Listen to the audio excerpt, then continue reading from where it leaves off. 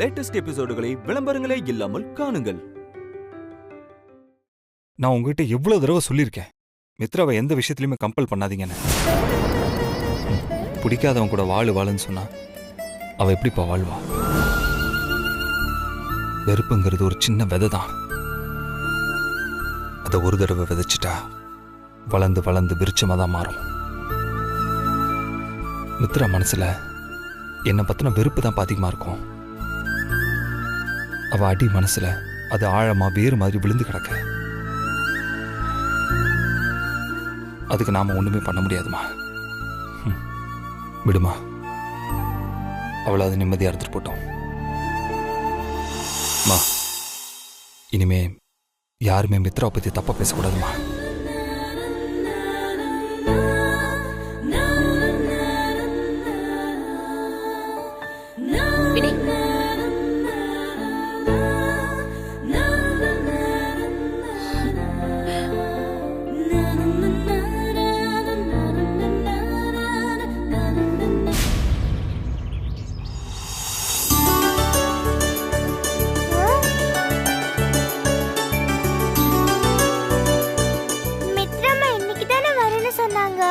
ஏன் இன்னும் வரல?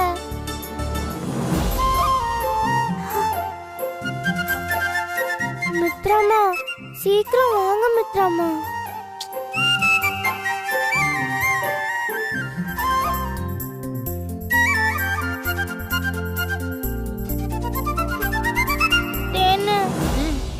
மித்ராமாவை இன்னும் காணோம்.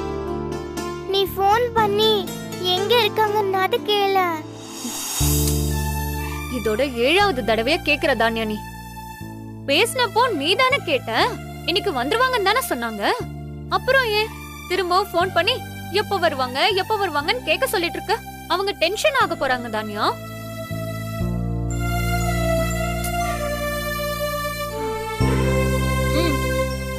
தான்யா, நானும் மித்ராக்கா எப்ப வருவாங்கன்னு தான் வெயிட் பண்ணிட்டு இருக்கேன். மித்ராக்கா கண்டிப்பா இன்னைக்கு வந்துருவாங்க, சரியா? அப்ப சரி தேனு, நான் மித்ராமா வந்துட்டாங்களான்னு பாத்துட்டு வரேன். தானியா, இரு தானியா. இப்ப எதுக்கு வாசலுக்கும் ஹாலுக்கும் மாறி மாறி ஓடிட்டு இருக்க? அவ மித்ராக்கா வந்துட்டாங்களான்னு ஓடி ஓடி பாத்துட்டு வரா மாமா. ஓஹோ, அப்படியா?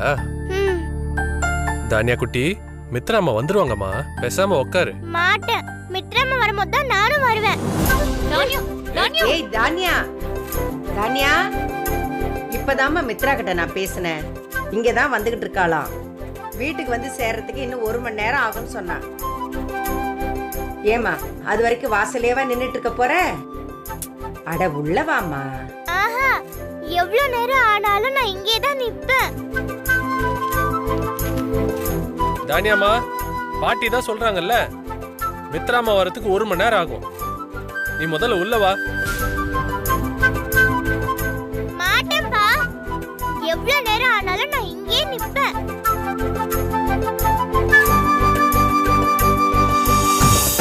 என்னது 1 மணி நேரமா? இங்க இருந்த காந்திபுரத்துல இருந்து 10 நிமிஷத்துல வீட்டுக்கு வந்துடலாம். 1 மணி நேரம்னு சொல்றா? வரட்டும். இந்த முட்டாளுங்கள்லாம் அவ சென்னைக்கு போயிருக்கான்னு நம்பிட்டு இருக்குங்க பாரு. அவ உங்களை வேணும்னா ஏமாத்தலாம், என்ன ஏமாத்த முடியாது. இந்த போன் மட்டும் கீழே விழுந்து உடையாம இருந்திருந்தா இந்நேரம் மித்ராவோட வண்டவாளத்தை நான் தண்டவாளம் ஏத்திருப்பேன். ஏதோ அவ நல்ல நேரம் இந்த போன் தவறி விழுந்து உடைஞ்சிருச்சு. இல்லன்னா அந்த மித்ரா யாரு? அவளுக்கும் அந்த டிரைவர், செக்யூரிட்டி, வாசுகி இவங்களுக்கெல்லாம் என்ன சம்பந்தம்? இவங்க எல்லாம் எதுக்காக ஒன்னா கூடியிருக்காங்கன்னு எல்லாத்தையும் ஈஸியா கண்டுபிடிச்சிருப்பேன். எல்லாம் இந்த போனால போச்சு. இப்போ ஒன்னும் கெட்டு போயிடல. இந்த போனை ரிப்பேர் பண்ணி அந்த வீடியோவை நான் எடுக்கிறேன். ஆதாரத்தை கையில வச்சுக்கிட்டு பேசினாதான் இதுங்கெல்லாம் நான் சொல்றத நம்புங்க. இல்லனா இவங்க எல்லாம் மித்ராவுக்கு சப்போர்ட் பண்ணி தான் பேசுவாங்க. இப்பவே போறேன். இப்பவே போய் அந்த மித்ரா வீட்டுக்கு வரதுக்குள்ள செல்போனை ரிப்பேர் பண்ணி வாங்கிட்டு வந்துடணும். இன்னைக்கு நானா அந்த வேலைக்காரி மித்ராவான்னு பாத்துறேன்.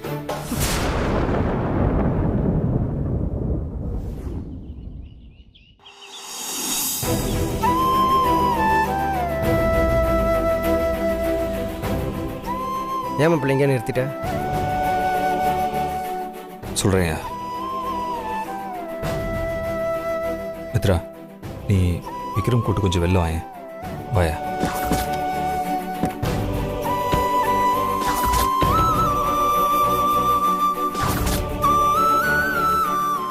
மித்ரா, இதுக்கு மேலே போனோன்னா யாராவது பார்க்கறதுக்கு சான்சஸ் இருக்கு.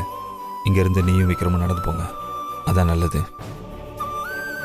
அங்கிள், நாங்க எதுக்கு நடந்து போகணும்? வீட்லயே கொண்டு வந்து டிராப் பண்ணலாம்ல. இல்லை விக்ரம், நான் அங்கே வீட்டுக்கு வந்தேன்னு வையேன், அப்புறம் நாகலட்சுமி அம்மா எனக்கு வேலை கொடுத்துட்டே இருப்பாங்க.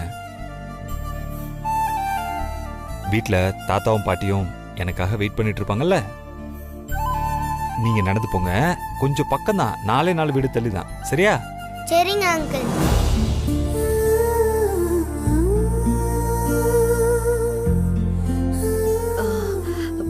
இல்ல, நீ என்ன சொல்ல வரேன்னு எனக்கு தெரியும். நான் உனக்கு சத்தியம் பண்ணி கொடுத்த மாதிரி இன்னைக்கு ஊரை விட்டு கிளம்பிடுறேன். இனிமே எந்த காரணத்தை கொண்டும் நானோ அப்பாவோ அம்மாவோ யாருமே உன் லைஃப்ல தலையிட மாட்டோம். நீ வாழணும்னு நினைக்கிற வாழ்க்கைய இனிமே சந்தோஷமா வாழலாம். எங்களால இனிமே உனக்கு எந்த தொந்தரவுமே வராது. நான் கேட்ட 1 மாசம் அவகாசம் இன்னும் முடியல. பரவாயில்ல, பிரியணும்னு முடிவு பண்ணிட்டா பிரிஞ்சிட வேண்டியதானே. இதுல என்ன 1 மாசம் 1 வாரம்னு. ஆனா ஒண்ணு மித்ரா, எப்பவாவது உன்னை விக்ரமை பார்க்கணும்னு தோணுச்சுன்னா அப்ப நான் வருவேன். உங்களை எங்கேயாவது நான் தூரமா வந்து பார்த்துட்டு போயிடுறேன்.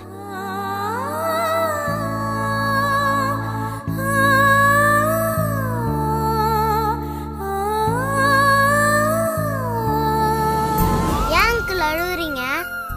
உடம்பு சரியில்லையா?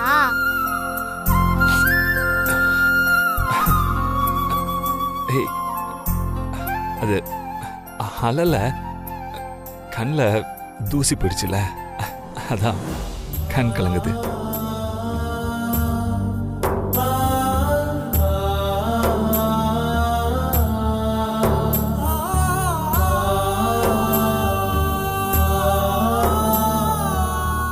கண்ணுல தூசி விழுந்துச்சு அங்கிள், கண்ணு காட்டுங்க.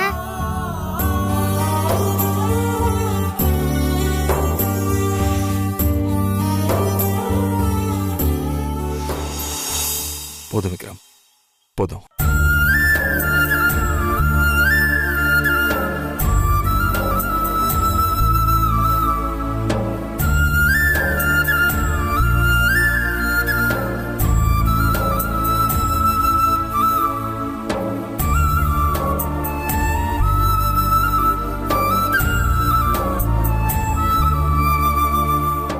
மித்ரா,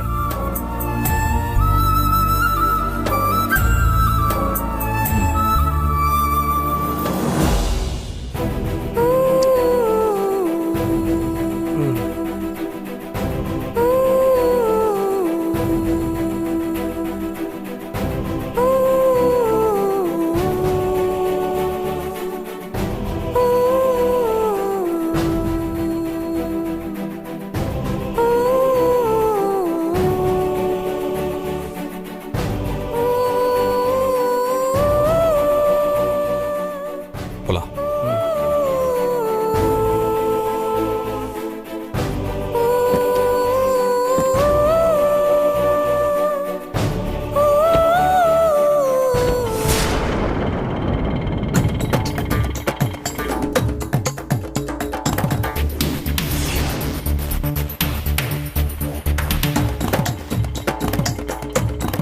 யார் இது? மித்ரா மாதிரி இருக்கு.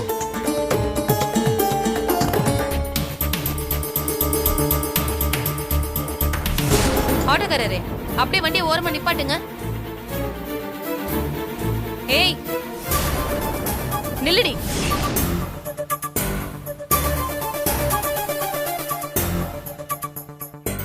என்னம்மா மித்ரா, இப்பதான் சென்னையில இருந்து நேரா இங்க வர போல இருக்கு. ஆமாமா. ஓ ஆமாவா? அடடடடடடா, பொண்ண மாதிரி வேஷம் போடுறவள நான் இது வரைக்கும் பார்த்ததே இல்லடி. என்ன நடிப்பு, என்ன நடிப்பு! வேலைக்காரியா வந்த உன்ன வீட்டுக்கே முதலாளி மாதிரி வச்சுக்கிட்டு இருக்கிற என் அன்னிக்கு நீ எவ்வளவு பெரிய துரோகத்தை பண்ணிட்டு இருக்க? உள்ளுக்குள்ள நரி மாதிரி இருந்துகிட்டு வெளியில அப்படியே நன்றி உள்ள நாய் மாதிரி நடிச்சுக்கிட்டு இருக்கல.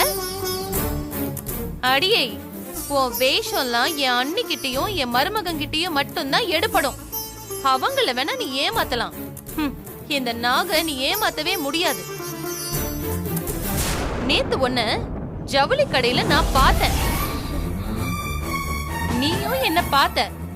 அப்படி இருக்கும் போதே என்கிட்ட வந்து சென்னையில இருந்துதான் வரேன்னு சொல்றல. பா, எவ்வளவு பெரிய கில்லாடியா இருப்ப நீ. இங்க பாருடி, நீ சென்னைக்கு போறதா சொல்லிட்டு 2 நாள் லீவ் போட்டுட்டு அந்த வாசுகி வீட்ல போய் கும்மாளம் போட்டதெல்லாம் எனக்கு நல்லாவே தெரியும். நீ மட்டும் இல்ல, பொண்ணோட சேர்ந்து அந்த டிரைவர் பையன், செக்யூரிட்டி, இவங்க எல்லாரும் ஆட்டம் போட்டதும் எனக்கு நல்லாவே தெரியும். உன் ஆட்டம்லாம் இன்னைக்கு ஒரு நாள் மட்டும் தாண்டி.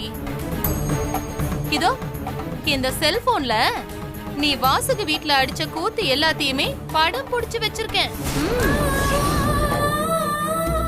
உன் நல்ல நேரம் இந்த செல்போன் கீழே விழுந்து ரிப்பேர் ஆயிடுச்சு இல்லன்னு வெச்சுக்கோயேன், இந்நேரம் உன் முகத்தர கிழிஞ்சிருக்கும்.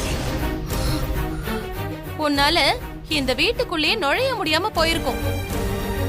நீ வீட்டுக்கு போ, நான் உனக்கு பின்னாடியே இந்த செல்போனை ரிப்பேர் பண்ணி வாங்கிட்டு வரேன். நீ இப்ப போனதுக்கு அப்புறம் இன்னும் 1 மணி நேரம் தான் உன்னோட கடைசி நல்ல நேரம். போ, போய் சந்தோஷமா இரு.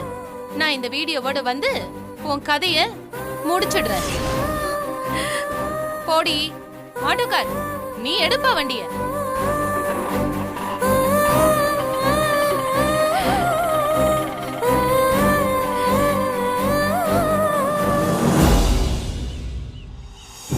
சம்பத், நான் வரத்துக்கு இன்னும் 1 வீக் மேல ஆயிரும். நீ ஒன்று செய், என்னோட பேஷண்ட்ஸ் யாராவது எமர்ஜென்சி அப்பாயின்மெண்ட் கேட்டாங்கன்னா டாக்டர் சங்கீதாக்கு ஷிஃப்ட் பண்ணிடுங்க, சரியா? அப்புறம் மேனேஜர் வந்ததும் அக்கௌண்ட்ஸ் எல்லாம் என்ட்ரி பண்ணிட்டு எனக்கு கால் பண்ண சொல்லுங்க. ஓகேயா? Okay okay. ஏங்க, நீங்க 10 நாள் எங்க கூட தான் தங்க போறீங்களா? ஆமா, அப்பப்ப என் பேரனையும் பாத்துக்கணும்ல. வாடா, உங்க அப்பா 10 நாளைக்கு நம்மளோட தான் இங்க தங்க போறாராம். அவர் நம்ம கூட தங்க வேண்டாம், நாம போய் அவர் கூட தங்கிக்கலாம். டேய், நீ பழைய மாதிரி நல்லா காமெடி பண்றடா.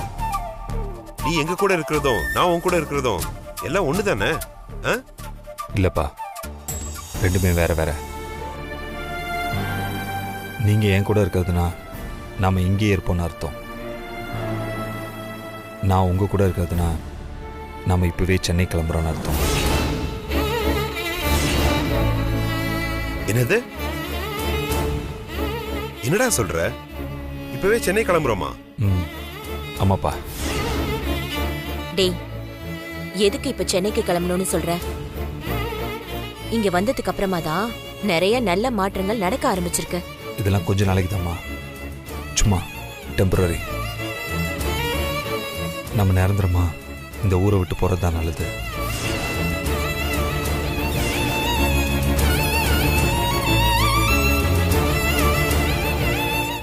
இந்த ஊரை மறந்துட்டா இல்ல மித்ராவை மறந்துட்டா? ரெண்டும் தான்மா. என்னடா சொல்ற? மித்ராவை மறந்துட்டா? அவளுக்காக தானே நம்ம எல்லாரும் இங்க இருக்கோம்.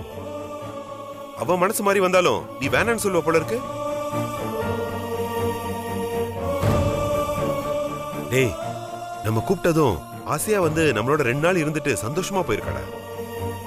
அவளை போய் நீ மறக்கணும்னு சொல்ற? இந்த பாரு வினய், ஹஸ்பண்ட் அண்ட் ஒய்ஃப் ரிலேஷனுக்குள்ள இதெல்லாம் சகஜம்பா. கணவன் ஒரு படி மேலே ஏறினா மனைவி ஒரு படி கீழே இறங்கணும். அதே மாதிரி மனைவி ஒரு படி மேலே ஏறினா கணவன் ஒரு படி கீழே இறங்கணும். குடும்பங்கிறது இதுதான்டா. இதுதான்ப்பா குடும்பத்துக்கு நல்லது. ஏதோ ஒரு வருத்தத்துல பிரிஞ்சு போனவ மனசு மாதிரி வரும்போது நீதான் ஓடி போய் அவளை பிடிச்சுக்கணும். அதை விட்டுட்டு அந்த நேரத்துல உன் ஈகோ காமிச்சனா உடைஞ்ச கண்ணாடி மாதிரி செதஞ்சு போயிடும். அதை ஒட்ட வைக்கவே முடியாது. மாமா, நீங்களே எதையாவது கற்பனை பண்ணிட்டு பேசாதீங்க. உண்மையை என்ன நடந்ததுன்னு தெரிஞ்சுட்டு பேசுங்க. ஏய், எனக்கு எல்லாம் தெரியும்.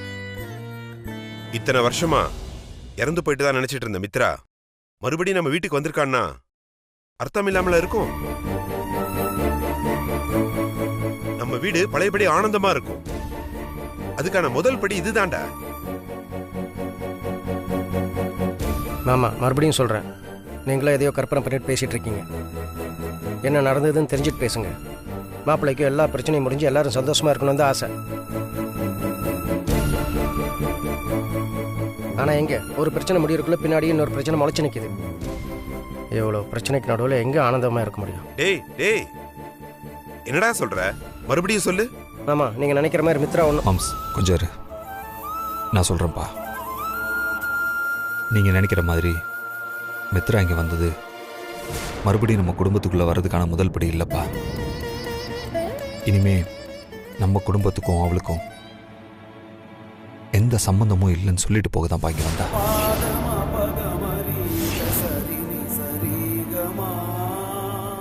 என்னடா சொல்ற வினய்? ஆமாம்மா, அப்பா மித்ராவும் விக்ரமும் நம்ம வீட்டுக்கு வரலனா பைத்தியம் பிடிச்சிடும் சொன்னார்ல. அதனால்தான் நான் மித்ரா கிட்ட போய் நம்ம வீட்டுக்கு வந்துட்டு போன்னு கேட்டேன். அவள் அதுக்கு முடியவே முடியாதுன்னு சொல்லிட்டா. நான் கையை பிடிச்சி எவ்வளவோ கெஞ்சி பார்த்தேன். கடைசியில் நான் உங்கள் வீட்டுக்கு வரணும்னா ஒரு கண்டிஷன். அதுக்கு நான் சரின்னு சொன்னேன். அதுக்கப்புறம் தாம்மா அவள் விக்ரம கூட்டிட்டு நம்ம வீட்டுக்கு வரதுக்கு சம்மதிச்சா. மித்ரா இங்க வரதுக்கு கண்டிஷன் போட்டாளா? என்னடா கண்டிஷன் போட்டா? இந்த 2 நாளைக்கு அப்புறம் நீங்க எல்லாரும் என்னை விட்டு விலகி போயிடணும்னு சத்தியம் பண்ண சொன்னா. நானும் சரின்னு சத்தியம் பண்ணி கொடுத்துட்டேம்மா.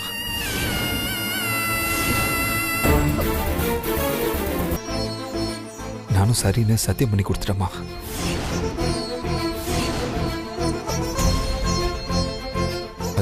அதுக்கப்புறம் தாம்மா உடனே நமக்காக வீட்டுக்கு வந்தா. அம்மா, இப்போ நம்ம செஞ்சு கொடுத்த சத்தியத்தை மீறினா அதுக்கப்புறம் என்ன நடக்கணும் உங்களுக்கே தெரியும். மித்ராவும் விக்ரமும் நல்லா இருக்கணும்னு நினச்சிங்கன்னா கொஞ்சம் தயவு செஞ்சு கிளம்புங்க. அவ்வளோதாம்மா நான் சொல்லுவேன். டேய் வினய், பால் பொங்கி வர நேரத்துல இப்படி பானையை உடைச்சிட்டியடா. இதுக்கு மேல எப்படிடா அவளை நம்ம வீட்டுக்குள்ள கூட்டிட்டு வர முடியும்?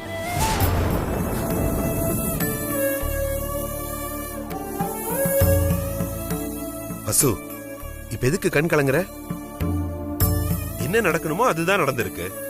நாம என்ன பண்ண முடியும் சொல்லு? நம்ம குடும்பத்தை சுத்தி வளைச்சிட்டு இருந்த கெட்ட நேரம் போயிடும்னு நினைச்சோம். அதெல்லாம் தவிடுபடி ஆயிடுச்சு. நம்ம குடும்ப தலையெழுத்து இதுதான். நாம என்ன பண்ண முடியும் சொல்லு? இப்ப அவன் சொல்ற மாதிரியே சென்னைக்கு கிளம்பிடுவோம். சரி, கிளம்புறதுக்கு உண்டான வேலையை பார்ப்போம். போ போ.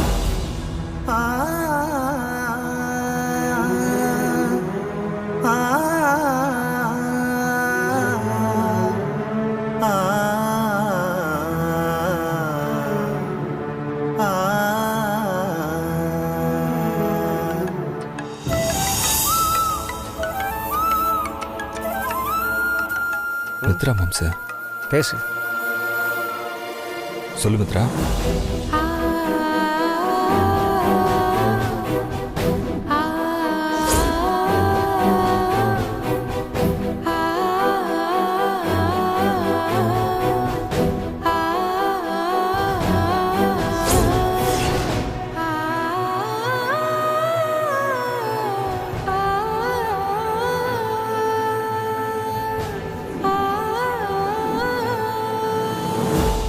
நாகலட்சுமி அம்மா சொன்ன மாதிரி அந்த வீடியோ மட்டும் திருப்பி கிடைச்சிருச்சுன்னா என்னால அந்த வீட்ல ஒரு நிமிஷம் கூட இருக்க முடியாதுங்க. நீங்க எப்படியாவது அந்த வீடியோவை கிடைக்காம தடுத்துருங்க ப்ளீஸ். அவ்வளோதானே, நீ எதுக்குமே கவலைப்படாத.